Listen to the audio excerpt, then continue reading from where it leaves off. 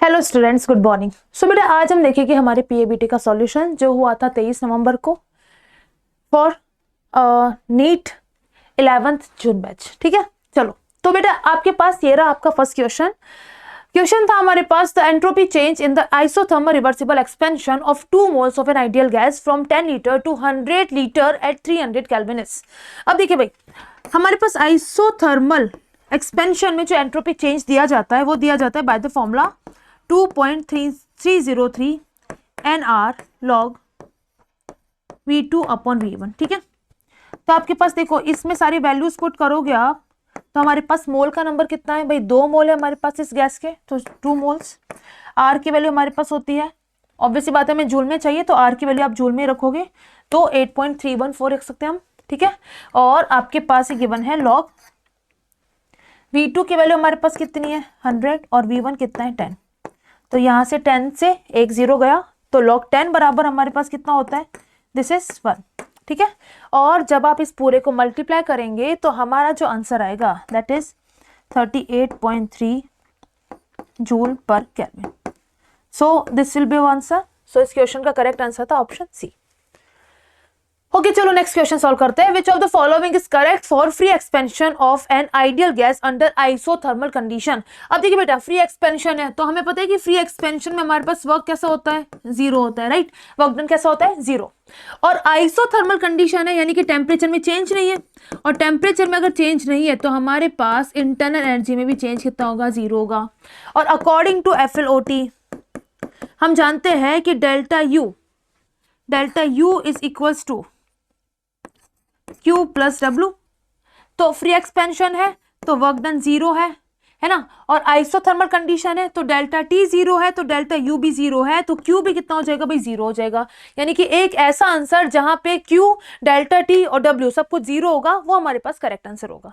तो यहां हमारे पास जो करेक्ट आंसर है that is option P, right. चलिए नेक्स्ट करते हैं हम।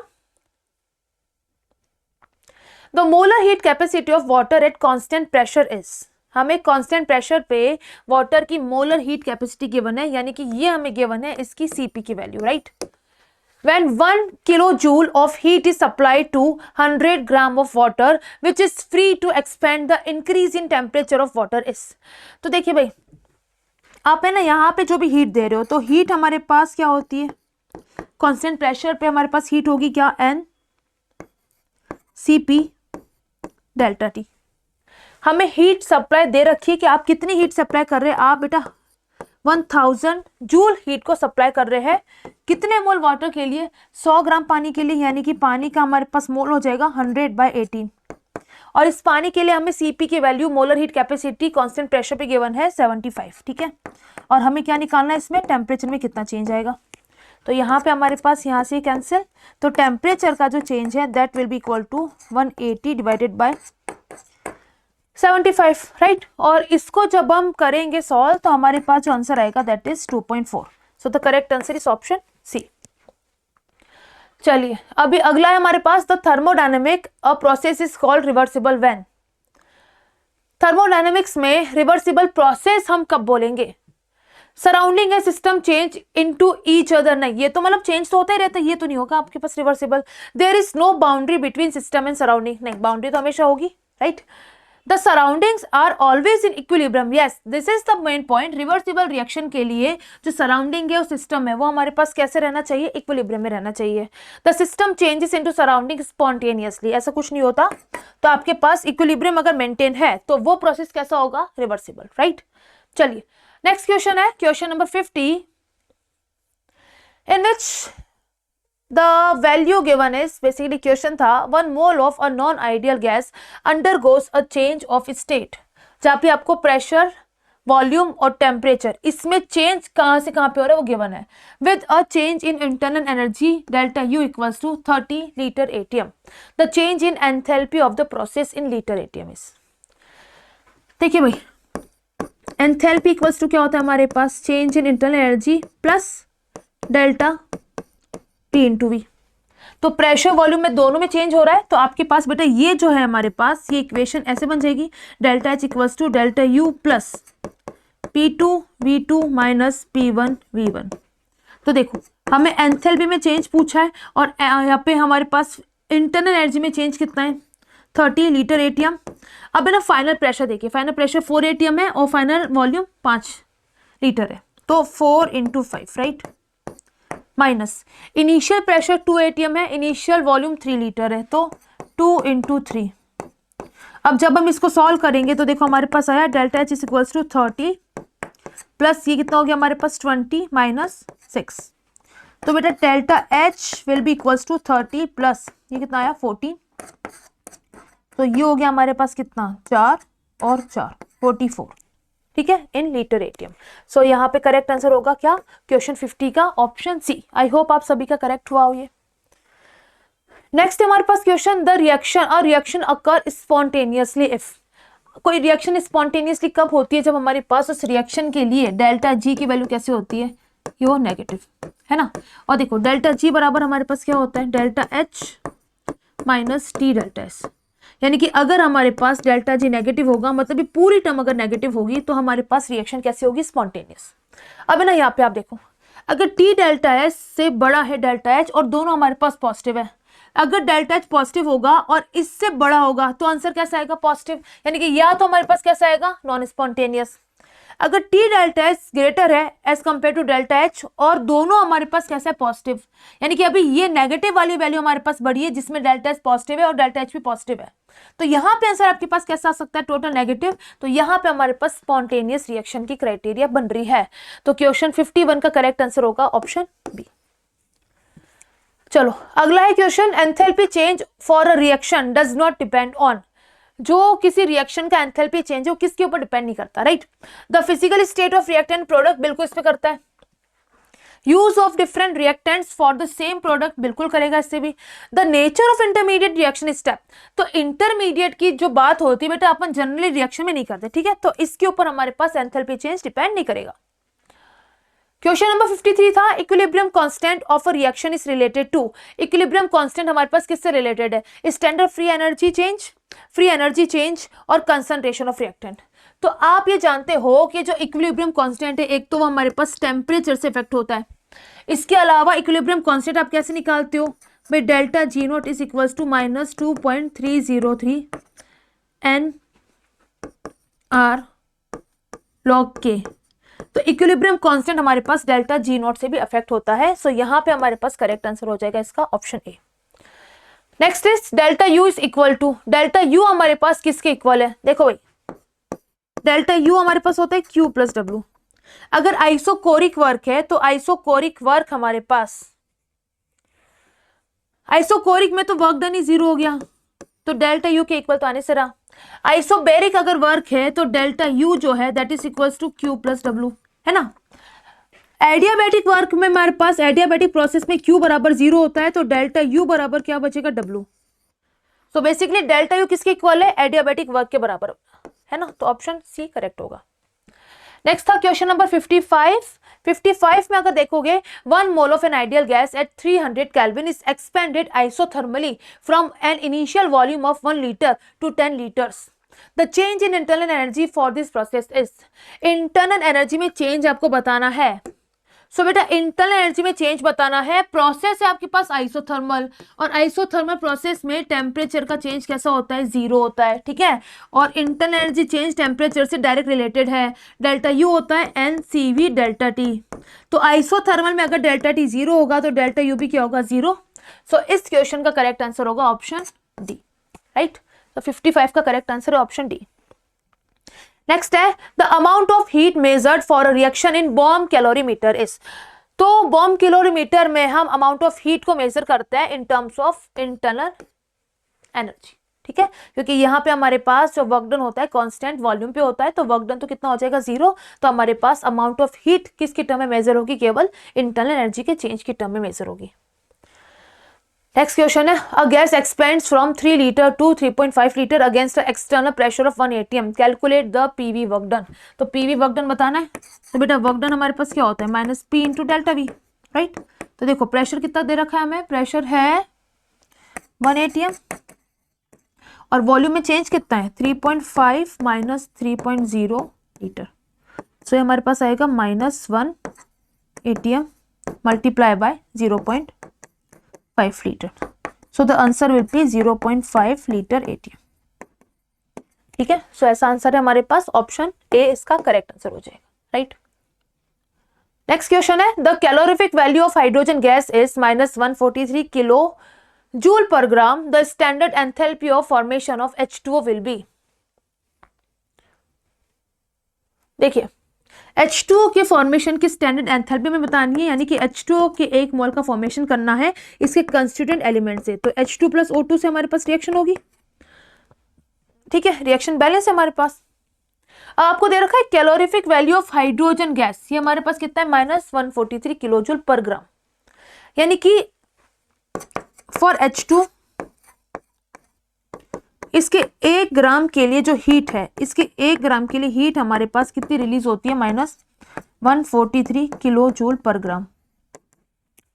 और अगर आप H2 का फॉर्मेशन करना चाहते हो तो हमें इसके 2 ग्राम लेने पड़ेंगे। H2 का 1 मोल मतलब कि इसके 2 ग्राम लिए, तो बेटा इसके 2 ग्राम के लिए जो हीट में चेंज आएगा वो हमारे पास कितना आएगा 2 × -143 किलो जूल पर ग्राम।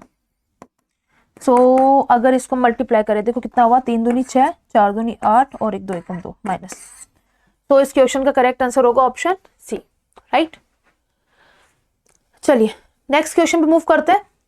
इन which case change in entropy is negative, मतलब कि किस प्रोसेस के अंदर एंट्रोपी जो है वो डिक्रीज होगी। देखो इवोपरेशन ऑफ वाटर, वाटर हमारे पास गैस में कन्वर्ट होगा, तो यहाँ पे तो एंट्रोपी इंक्रीज होगी, ठीक है, ये नहीं हो सकता। Expansion of a gas at constant temperature, expansion हो रहा है गैस का, तो यहाँ पे भी एंट्रोपी इंक्रीज ही होगी, है ना। Sublimation of solid to gas, मतलब कि सॉलिड गैस में कन्वर्ट हो रहा है और गैस की एंट्रोपी ज्यादा होती है। दो हाइड्रोजन के एटम H2 का मॉलिक्यूल बना रहे हैं, यानी कि एटम अलग थे, अनस्टेबल थे, रैंडमनेस ज्यादा थी, अभी दोनों आपस में बॉन्ड से जुड़ चुके हैं, तो यहां हमारे पास एंट्रोपी डिक्रीज होगी। सो करेक्ट आंसर होगा ऑप्शन डी। चलो नेक्स्ट है बेटा question 60, identify a correct statement regarding entropy. At 0 degree centigrade the entropy of perfectly crystalline solid is taken to be 0। 0 degree पे नहीं होता भाई, एब्सोल्यूट 0 पे होता है, यानी कि 0 केल्विन पे होता है, right. At absolute 0 temperature the entropy of perfectly crystalline substance is positive। Positive नहीं होता, 0 होता है। At absolute 0 temperature the entropy of all crystalline substances is taken to be 0। नहीं, सबकी नहीं होती, क्यों, सॉलिड की होती है। At absolute 0 temperature, the entropy of a perfectly crystalline solid is taken to be 0। So the correct answer D हो जाएगा इसका, तो ठीक है, ये तो इजी था। चलो नेक्स्ट है आपके पास question 61, calculate delta H for this reaction. हमें इस रिएक्शन का डेल्टा H कैलकुलेट करना है। आपको सबकी बॉन्ड एनर्जी गिवन है और हमें बताना है कि इस पर्टिकुलर रिएक्शन के लिए एंथैल्पी में चेंज क्या होगा, राइट। देखो कैसे करते हैं, जब हमें बॉन्ड एनर्जी गिवन है तो आपके पास होता है bond energy of total reactant minus bond energy of total product, that is equals to change in enthalpy. अब देखो बेटा रिएक्टेंट में हमारे पास कौन कौन से बॉन्ड है। रिएक्टेंट में हमारे पास H और H का एक बॉन्ड है और oxygen plus oxygen double bond oxygen का एक बॉन्ड है, ये हमारे पास रिएक्टेंट का काम हो गया। अब प्रोडक्ट देखोगे ना तो H2O2 हमारे पास ऐसा होता है, राइट। तो इसमें आप देखो माइनस करोगे आप, प्रोडक्ट में हमारे पास देखो कौन कौन से बॉन्ड है। ऑक्सीजन ऑक्सीजन का जो सिंगल बॉन्ड है वो एक ही बार रिपीट हो रहा है और OH OH का बॉन्ड हमारे पास है दो बार OH वाला बॉन्ड यहाँ पे मिल रहा है। अब बस आपने जब सारे बॉन्ड को एक बार मेंशन कर दिया तो इन बॉन्ड के लिए बॉन्ड एनर्जी की वैल्यूज को पुट कीजिए। हाइड्रोजन हाइड्रोजन हाइड्रोजन की बॉन्ड एनर्जी कितनी है 436 प्लस ऑक्सीजन की बॉन्ड एनर्जी हमारे पास डबल बॉन्ड की 499, ठीक है, minus oxygen single bond oxygen की -142 है ना, और प्लस 2 × OH बॉन्ड की कितनी है 460। ये लो भाई हो गया। तो इसको जब आप सॉल्व करेंगे तो इसको सॉल्व करने पे जो हमारा आंसर है that will be approximately equals to -127 kilo joule. So the correct answer would be option A. बेटा अगला क्वेश्चन है, consider the reaction N2 + 3H2 gives 2NH3 carried out at constant temperature and pressure. If delta H and delta U are enthalpy and internal energy changes for the reaction, which of the following expression is true? तो हमें पता है कि delta H और delta U में जो relation होता है it is given by delta H equals to delta U plus delta NgRT। Delta Ng क्या होता है? प्रोडक्ट माइनस रिएक्टेंट के गैसियस मोल, ठीक है। तो आप यहाँ पे देखोगे तो डेल्टा Ng की वैल्यू हमारे पास इस पर्टिकुलर रिएक्शन के लिए क्या आएगी? प्रोडक्ट में गैस के 2 मोल है माइनस रिएक्टेंट के साइड में गैस के 3 और एक 4 मोल है, तो बेटा डेल्टा H क्या आ गया? नेगेटिव। तो हमारे पास डेल्टा H इक्वल्स टू आया minus U, sorry delta H equals to delta U minus 2 into RT। तो ऑब्वियस सी बात है कि यहाँ पे हमारे पास डेल्टा H ज्यादा होगा कि डेल्टा U। तो बेटा डेल्टा H जो है वो डेल्टा U में से कुछ वैल्यू सब्ट्रैक्ट करके आ रहा है, यानी कि डेल्टा U की जो वैल्यू है वो डेल्टा H से ज्यादा होगी। सो इसका करेक्ट आंसर होगा ऑप्शन सी, ठीक है। अगला क्वेश्चन है 1 mole of a diatomic gas is heated through isochoric process from 300 kelvin to 500 kelvin, the entropy is. Okay, isochoric process है ना, और हमारे पास डायटोमिक गैस है, तो इसके लिए जो CV की वैल्यू वो कितनी होती है? 5R/2। और आइसोकोरिक प्रोसेस में एंट्रोपी चेंज है बेटा, this is given bye 2.303 N CV log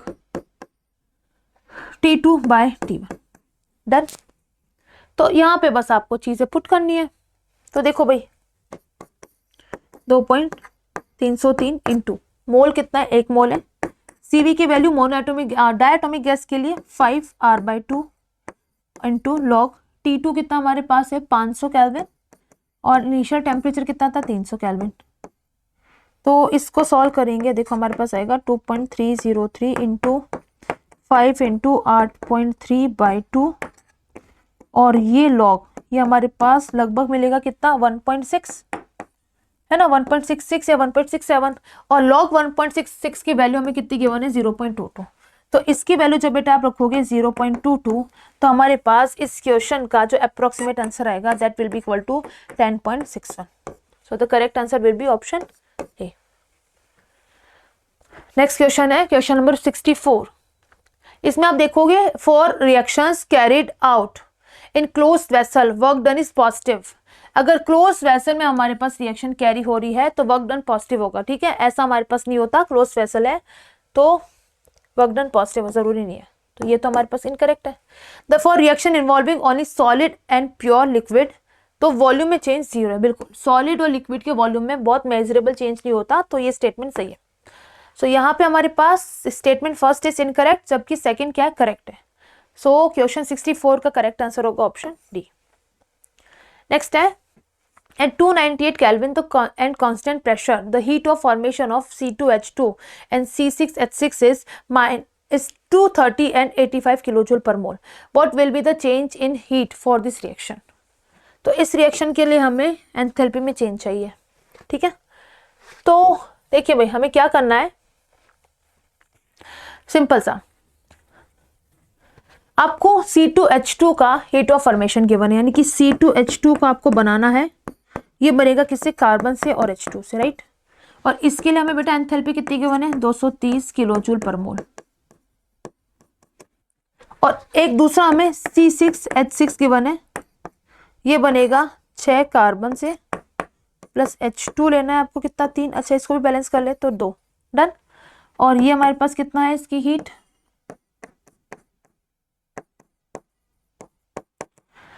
अब हमें क्या करना है, हमें तो भाई इस पर्टिकुलर रिएक्शन की हीट एंथैल्पी ऑफ रिएक्शन बतानी है। तो आपको बेटा इस रिएक्शन को अपोजिट करना पड़ेगा। तो जब आप इस रिएक्शन को अपोजिट करेंगे तो हमारे पास बनेगा क्या? C2H2 gives 2C plus H2, और इसके लिए एंथैल्पी का जो साइन है वो कैसा हो जाएगा? रिवर्स, माइनस 230 किलोजूल पर मोल। अब देखो मुझे ना C2H6 तो 1 मोल चाहिए, लेकिन C2H2 कितना चाहिए? 3 मोल। तो इसको हमें 3 से मल्टीप्लाई करना पड़ेगा पूरी रिएक्शन को, तो इसकी एंथैल्पी भी 3 से मल्टीप्लाई होगी, है ना। अब फिर आप दोनों को ऐड करोगे तो हमें हमारी डिजायर रिएक्शन है वो मिल जाएगी। आपको जो आपकी डिजायर रिएक्शन है दोनों को ऐड करने पे वो मिल जाएगी। कौन सी रिएक्शन को? इसको और इसको ऐड करोगे तो हमारे पास इसकी एंथैल्पी भी आपस में ऐड ऑन होगी। तो आंसर आएगा माइनस 230 इंटू 3 प्लस 85, ठीक है। और इसको सॉल्व करने पे हमारा जो आंसर है वो नेगेटिव में आएगा, और नेगेटिव में आएगा लगभग -605 किलो जूल पर मोल। तो करेक्ट आंसर होगा इसका ऑप्शन ए। नेक्स्ट क्वेश्चन है the absolute enthalpy of neutralization of this reaction. भाई आपने मैग्नीशियम ऑक्साइड लिया है and this is a weak base, उसका आप न्यूट्रलाइजेशन करा रहे हो। तो वीक बेस या वीक एसिड का जब न्यूट्रलाइजेशन कराते हो तो हमारे पास जितनी एनर्जी रिलीज होनी चाहिए थी ड्यूरिंग द न्यूट्रलाइजेशन, उससे कम एनर्जी रिलीज होगी। ठीक है, तो हमारे पास क्या करेक्ट आंसर होगा कि जो एनर्जी रिलीज होगी that is less than -57.33। So इसका करेक्ट आंसर हुआ हमारे पास ऑप्शन नंबर ए।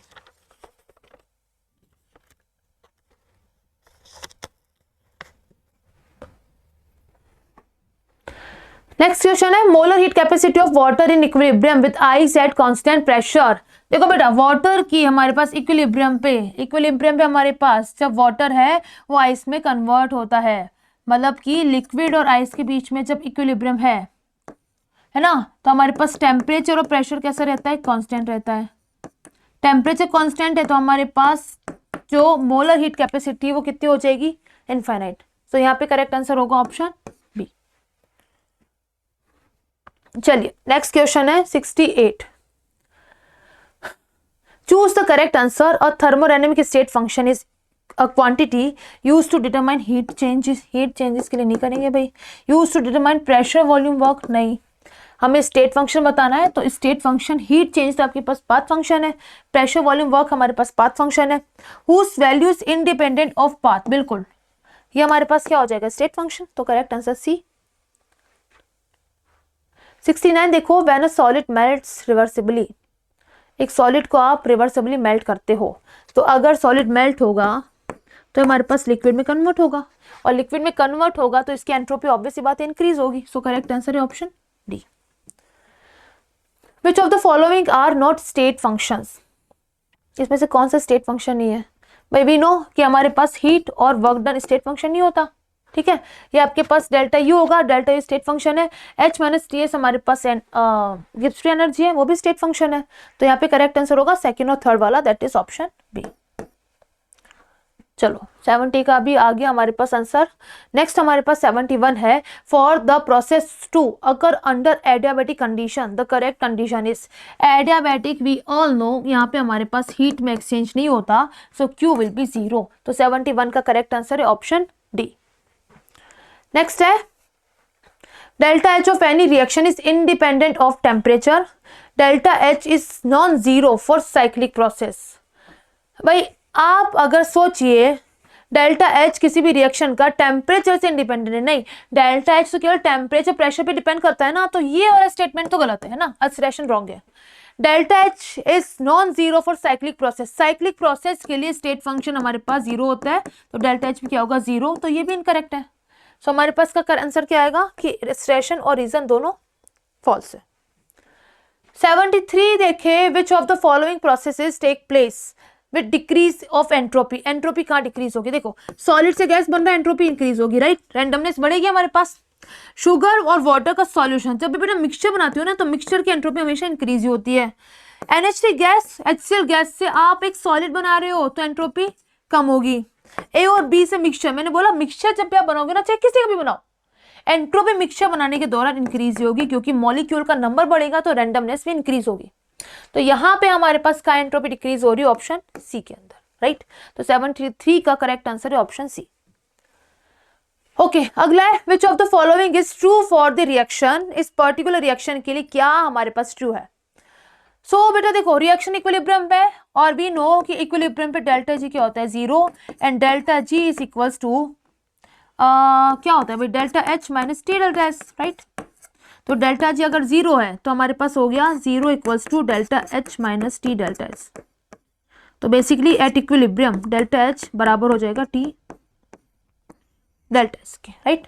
सो यहाँ पे करेक्ट आंसर होगा ऑप्शन डी। तो 74 का करेक्ट आंसर है ऑप्शन डी। 75 देखिए, the enthalpy of fusion of water is 1.435 kilo calorie per mole. The molar entropy change for the melting of ice. तो बेटा एंट्रोपी चेंज बताना है ना, और हमारे पास फेज चेंज है, तो फेज चेंज के लिए एंट्रोपी चेंज होता है delta H of process divided by temperature. Process हमारे पास क्या है, फ्यूजन है, तो प्रोसेस फ्यूजन है तो हमारे पास टेम्परेचर कौन सा आएगा भाई, ये आएगा हमारे पास फ्रीजिंग पॉइंट। तो फ्यूजन पानी के लिए फ्यूजन का एंथैल्पी हमारे पास गिवन है 1.435 किलो कैलोरी है, तो 1000 से मल्टीप्लाई करेंगे। और 0 डिग्री पे आइस मेल्ट होती है तो 0 डिग्री पे टेम्परेचर 273 केल्विन, और इसको सॉल्व करने पे हमारे पास आएगा अप्रोक्सीमेट 5.2, ठीक है, कैलोरी पर मोल पर केल्विन। तो हमारे पास करेक्ट आंसर होगा option C. 76 which of the following is not a state function. Internal energy हमारे पास स्टेट फंक्शन है, एंथैल्पी है, एंट्रोपी है, लेकिन वर्क आपके पास पाथ फंक्शन है, so this is the correct answer. Which of the following expression represents the first law of thermodynamics? We know this, delta U या delta E, internal energy change is equals to Q plus W. So the correct answer is option C. Right? देखो कितना easy question था, इसमें तो आपके marks अच्छे से आ ही सकते हैं, right? अगला बेटा आपके पास है when enthalpy and entropy change for a chemical reaction are minus 2.5 into 10 to the power 3 calorie and 7.4 calorie per degree respectively. Predict the reaction at 298 Kelvin.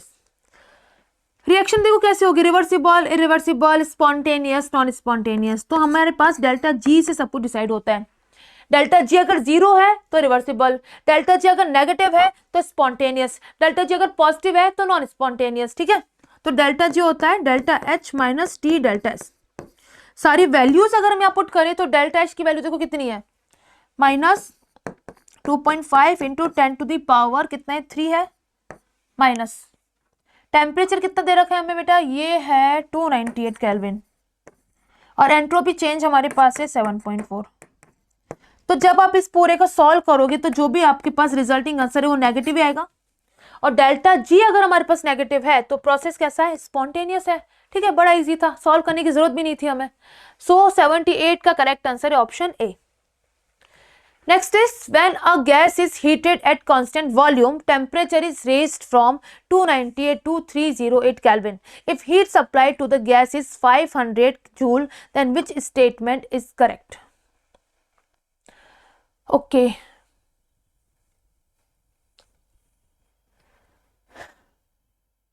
देखिए कांस्टेंट वॉल्यूम है तो कांस्टेंट वॉल्यूम पे भी know this की work done कितना होता है 0, और delta U is equals to क्या होगा Q प्लस W। अगर वर्क डन 0 है तो डेल्टा U बराबर Q हो जाएगा, ठीक है। तो वर्क डन 0 वाला हमारे पास आंसर कहाँ पे आ रहा है, केवल इसी के अंदर आ रहा है, बाकी समय तो नहीं आ रहा। और डेल्टा U Q के बराबर होगा, और कितनी हीट सप्लाई कर रहे हैं हम यहाँ पर 500 जूल। तो देखो करेक्ट आंसर कौन सा हो जाएगा, ऑप्शन बी। डेल्टा U और Q एक दूसरे के इक्वल होगा, that is equals to 500 joule, और कांस्टेंट वॉल्यूम पे वर्क डन कितना होगा 0। नेक्स्ट है question number 80। A gas is allowed to expand in an insulated container against a constant external pressure of 10 atm from an initial volume 4.2 liter to 5.2 liter. The change in internal energy of the gas will be. तो internal energy में जो change है, देखो यहाँ पे लिखते हैं अपन इसको, इंटरनल एनर्जी में चेंज है FLOT से क्या होता है Q प्लस W। इंसुलेटेड हमारे पास कंटेनर है, यानी कि एडियाबैटिक प्रोसेस, तो Q बराबर 0। आपसे इंटरनल एनर्जी में चेंज पूछा है, डेल्टा U पूछा है हमसे, that is equals to W, and W is equals to, भाई हमारे पास क्या हो रहा है, एक्सपेंशन हो रहा है, तो W हमारे पास कितना है minus P into delta V, ठीक है बेटा। प्रेशर देखो कितना है, प्रेशर है हमारे पास 10 atm, और यहाँ पर हमारे पास ये जो है ना वॉल्यूम में चेंज है, दैट इज 5.2 माइनस 4.2 लीटर। तो ये अपने पास आया कितना, ये हमारे पास 1 हो जाएगा, यानी कि 10 लीटर एटीएम। अब लीटर एटीएम में 10 तो आंसर आ नहीं रहा, यानी कि आंसर जूल में हो सकता है। तो लीटर एटीएम को जब जूल में चेंज करेंगे तो हमें मल्टीप्लाई करना पड़ेगा इसको 101.3 जूल से। रन, 1 लीटर एटीएम में कितने जूल होते हैं 101.3 जूल। तो यहाँ पे हमारे पास आंसर कितना आएगा माइनस 1013 जूल। तो the correct answer is option number D, ठीक है। चलो अगला क्वेश्चन है the unit of entropy. Entropy की हमारे पास करेक्ट यूनिट, एंट्रोपी देखो हमारे पास क्या होता है, एंट्रोपी चेंज होता है Q by T, delta Q by T, है ना। तो ऊपर आएगा हमारे पास क्या, हीट की basically unit, that is joule per kelvin और पर मोल। तो देखो जूल पर केल्विन पर मोल, तो हमारे पास करेक्ट आंसर ऑप्शन सी लग रहा है। ठीक है, तो 81 का क्या होगा, ऑप्शन सी। 82 देखिए भाई, enthalpy of 10 mole monoatomic ideal gas is equal to, enthalpy बतानी है आपको 10 mole monoatomic ideal gas.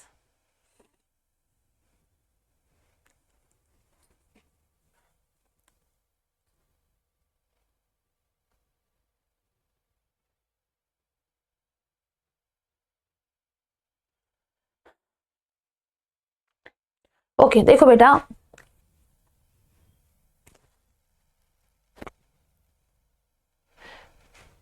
Enthalpy में चेंज हमें बताना है, that is equals to monoatomic ideal gas यानी कि NCP delta T, right.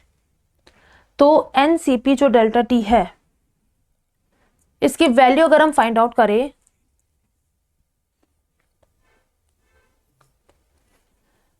So this will be, mole हमारे पास कितना है, 10 मोल है। ठीक है, और मोनोएटॉमिक गैस है, तो इसके लिए हमारे पास जो CP की वैल्यू है वो हो जाएगी कितनी, 3/2 प्लस R प्लस R, यानी कि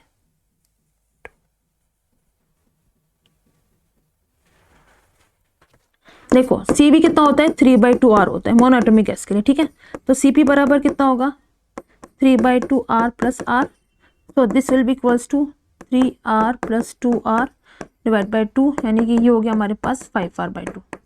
ठीक है, तो CP हमारे पास कितना हो जाएगा बेटा, 5R/2, और टेम्परेचर आपको एज इट इज रखना ही है ना। और ये हमारे पास हो गया 2 पंचे 10, और ये कितना आ गया 25R। हाँ, तो एंथैल्पी में चेंज कितना आ जाएगा, 25RT। तो करेक्ट आंसर होगा ऑप्शन डी। ठीक है, चलिए नेक्स्ट हम चलते हैं क्वेश्चन नंबर 83 पे। Predict which of the following reactions has a positive entropy change, positive entropy change. ठीक है, समझो,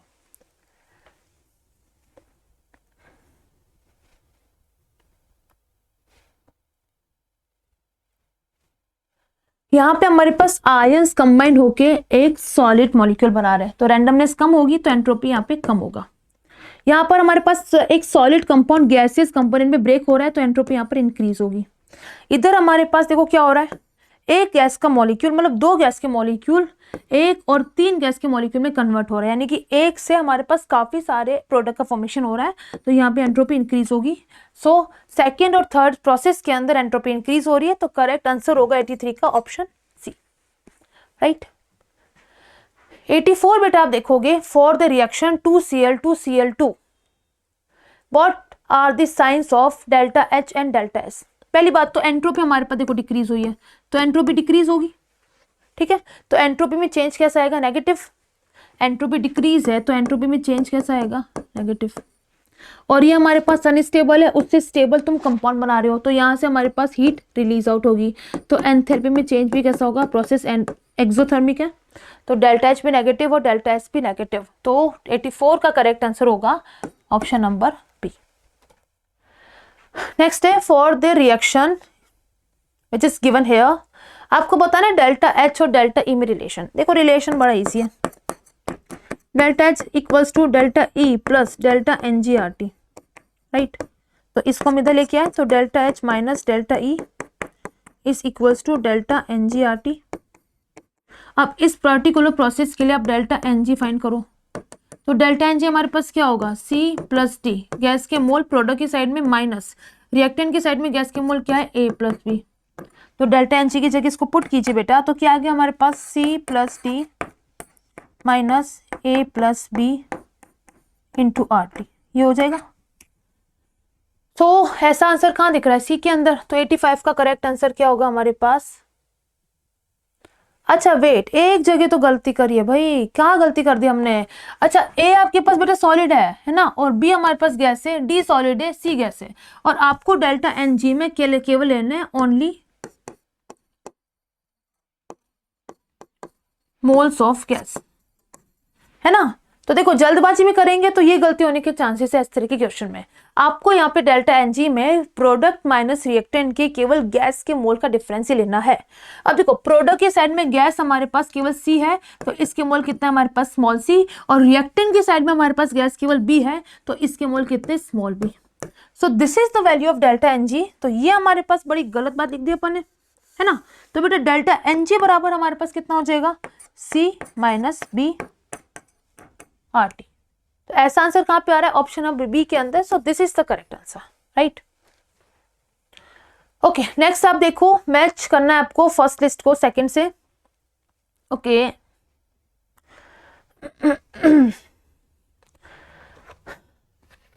आइसोथर्मल प्रोसेस जो कि कैरी होगा कांस्टेंट टेम्परेचर पे, तो ए मैच होगा सेकंड से। आइसोकोरिक में हमारे पास क्या होगा भाई, कांस्टेंट वॉल्यूम होगा। आइसोबैरिक में हमारे पास कांस्टेंट प्रेशर होगा। और एडियाबैटिक प्रोसेस में नो हीट एक्सचेंज, यानी कि ए को तो हमें सेकंड से मैच करना है, तो ए सेकंड में यहाँ से मैच हो रहा है, बी हमारे पास थर्ड से मैच होगा, सी हमारे पास फोर्थ से मैच होगा, और डी हमारे पास 1 से मैच होगा। सो करेक्ट आंसर है ऑप्शन सी, ठीक है। Next is which of the following reaction defines molar delta H of formation। Delta H of formation के लिए हमारे पास जो भी जिस मॉलिक्यूल का फॉर्मेशन करते हो उसका एक मॉली बनना चाहिए, वो भी उसके स्टेबल कंस्टिट्यूएंट एलिमेंट से। तो बेटा कैल्शियम कार्बोनेट अगर तुम्हें बनाना है तो कैल्शियम कार्बन ऑक्सीजन से बनेगा, है ना। यहाँ पे हमारे पास इसके कंपाउंड्स क्या बने, तो ये तो डेल्टा एच ऑफ फॉर्मेशन ही है। यहाँ देखो HBr आपको बनाना है, तो HBr Br2 और H2 से बन रहा है, लेकिन Br2 की स्टेट कौन सी होती है, नेचुरली हमारे पास कौन सी स्टेट होती है इसकी, ये होता है हमारे पास लिक्विड स्टेट में। तो एक बार देखते हैं हमारे पास का आंसर क्या बैठता है ना। ये हमारे पास लिक्विड स्टेट में होता है नेचुरली, और ये गैस दे रखा है, तो ये तो नहीं है भाई। अमोनियम नाइट्रेट बनाना है तो नाइट्रोजन गैस में होता है, हाइड्रोजन गैसियस होता है, ऑक्सीजन गैसियस होता है। So this is the correct answer. HI बनाना है तो इसके 2 मोल बन रहे हैं, 2 मोल ही बनता है, इसका केवल 1 ही मोल बनता है। सो करेक्ट आंसर होगा ऑप्शन सी। 88 आप देखो, हमें एक पर्टिकुलर प्रोसेस दे रखा है, 3A gives 2B plus 2D plus E for the above reaction. Delta U is equals to 5.1 kilocalorie per mole and delta S is equals to 25 calorie per mole. Which of the following is correct statement at 300 Kelvin? तो हमें delta G निकालना है सबसे पहले। तो delta जी बराबर हमारे पास क्या होता है, delta H minus T delta S, है ना। अब डेल्टा एस हमें यहाँ पे गिवन है लेकिन डेल्टा एच नहीं गिवन, तो पहले आप डेल्टा एच फाइंड करिए। तो डेल्टा एच बराबर हमारे पास होता है क्या, delta U plus delta N G R T. अब बेटा डेल्टा यू हमारे पास कितना है, देखो डेल्टा यू कितना गिवन है हमें, 5.1 गिवन है ना। और plus delta N G gas के मोल का डिफरेंस, प्रोडक्ट की साइड में सारी गैस है, 2 और 2 4 और 1 5, 5 में से 3 गया तो 2, इंटू आर। आर हमारे पास देखो कैलोरी में पुट करना है, तो कैलोरी में आप आर को पुट करिए 2, और टेम्परेचर हमारे पास दे रखा है कितना, 300 केल्विन।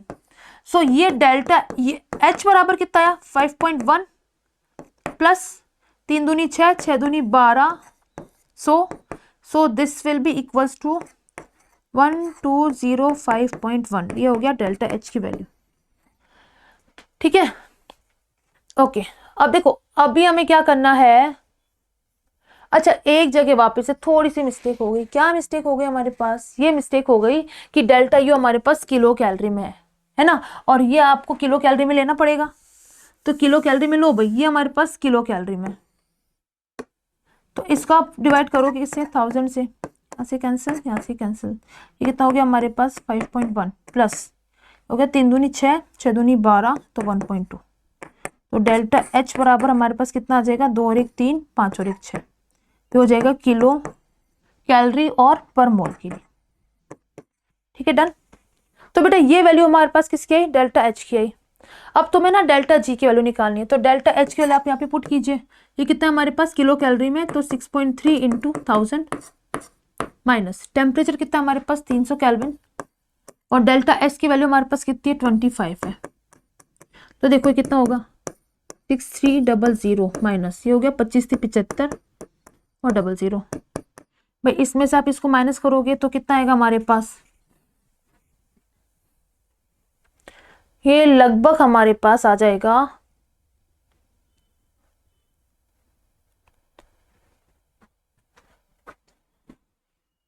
माइनस का 1200, ठीक है। And this is equals to minus 1.2 kilo calorie. तो डेल्टा जी की वैल्यू हमारे पास नेगेटिव आ रही है -1.2 और -1.2 केवल यहीं पे हमारे पास है ना। और ये रिएक्शन कैसे होगी हमारे पास स्पॉन्टेनियस। तो करेक्ट आंसर ऑप्शन ये हो जाएगा इसका। चलो नेक्स्ट है the spontaneous nature of reaction is impossible if. हमारे पास स्पॉन्टेनियस नेचर रिएक्शन का कब इम्पॉसिबल होगा। देखो स्पॉन्टेनियस नेचर के लिए delta G should be negative और ये होता है हमारे पास delta H plus minus sorry delta H minus T delta S. तो अगर आप डेल्टा एच पॉजिटिव लोगे और डेल्टा एस भी पॉजिटिव लोगे तो टेम्परेचर अगर ज्यादा होगा तो हमारे पास आंसर नेगेटिव आ सकता है। ठीक है, तो यहां पे तो पॉसिबल है। डेल्टा एच अगर आप नेगेटिव लोगे, डेल्टा एच अगर आप नेगेटिव लोगे और डेल्टा एस भी नेगेटिव लोगे तो ये वैल्यू पॉजिटिव हो जाएगी, लेकिन टेम्परेचर कम करोगे तो नेगेटिव वैल्यू ज्यादा आएगी, तो यहाँ पे भी डेल्टा एच नेगेटिव हो सकता है। तो ये भी पॉसिबल है। डेल्टा एच इज नेगेटिव और डेल्टा एस पॉजिटिव, ये तो हमेशा ही पॉसिबल है। डेल्टा एच आपके पास नेगेटिव है और डेल्टा एस आपके पॉजिटिव है, यानी कि पूरी वैल्यू हमारे पास कैसे आएगी, नेगेटिव आएगी। तो ये तो हमेशा ऑलवेज पॉसिबल है। ठीक है, डेल्टा एच अगर पॉजिटिव लोगे, डेल्टा एच आपने कैसे लिया, डेल्टा एच आपने लिया पॉजिटिव और डेल्टा एस आपने नेगेटिव लिया, यानी कि नेगेटिव नेगेटिव पॉजिटिव। तो यहाँ पे आप टेम्परेचर चाहे बढ़ा लो चाहे कम कर लो, ये प्रोसेस कभी भी स्पॉन्टेनियस नहीं होगी। सो इसका करेक्ट आंसर होगा ऑप्शन डी। ठीक है, सो लास्ट क्वेश्चन था the work done in ergs for the reversible expansion of 1 mole of an ideal gas from a volume of 10 liter to 20 liter at 25 degree centigrade. देखो work done आप expansion में कैसे निकालते हो, -2.303 nRT log V2 upon V1 ऐसे करते हैं। अब देखो 10 से 20 लीटर है तो बेटा 20 डिवाइड बाय 10, राइट। ये हमारे पास क्या है -2.303। मोल कितना हमारे पास, मोल है 1 मोल। आर की वैल्यू आपको अर्ग में चाहिए, राइट, अर्ग में चाहिए हमें आंसर। तो 8.3 तो जूल में रहता है इंटू 10 की पावर 7। टेम्परेचर हमारे पास है कितना 25 डिग्री यानी कि 298 केल्विन।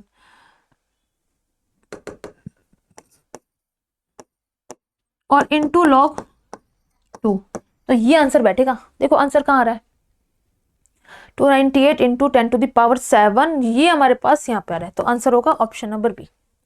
सो ये था हमारे पास आज के पीएबीटी का सॉल्यूशन और आई होप आप सभी का पेपर बहुत अच्छा हुआ हो, मैक्सिमम आंसर आपके सही आए हो। सो बेटा थैंक यू।